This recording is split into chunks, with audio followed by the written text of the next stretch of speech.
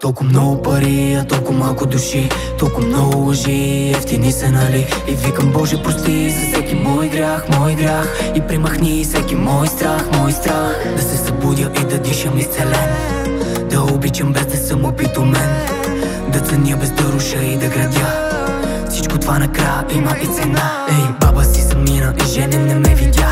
Времето си мина и майка ми остаря.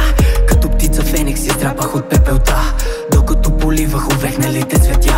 Всичко, което дам, го дам да е добро. Много получам, а много беше капо.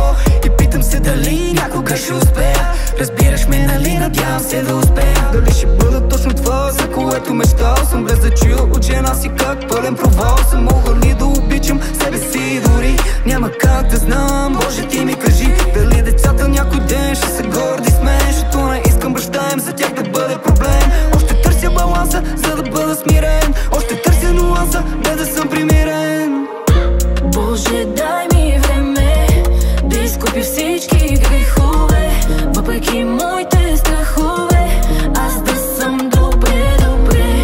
Боже, дай ми време да изкупя всички грехове, въпреки моите страхове, аз да съм добре, добре. Дай ми първа посока, пътека или утеха. Дай ми радост и щастие, че отдавна го взеха. А в тъмните нощи намерил съм алтернатива, само след като видях как всичко се срива.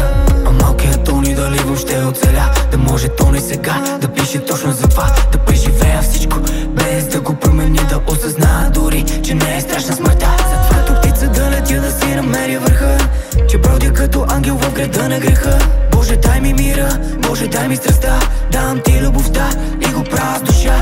Давам всичко, което имам, ти раздай на света, защото търся свобода и ми тежи на гърба. Следователно да ценя, знаеш, знам, баща ми казва: оправи се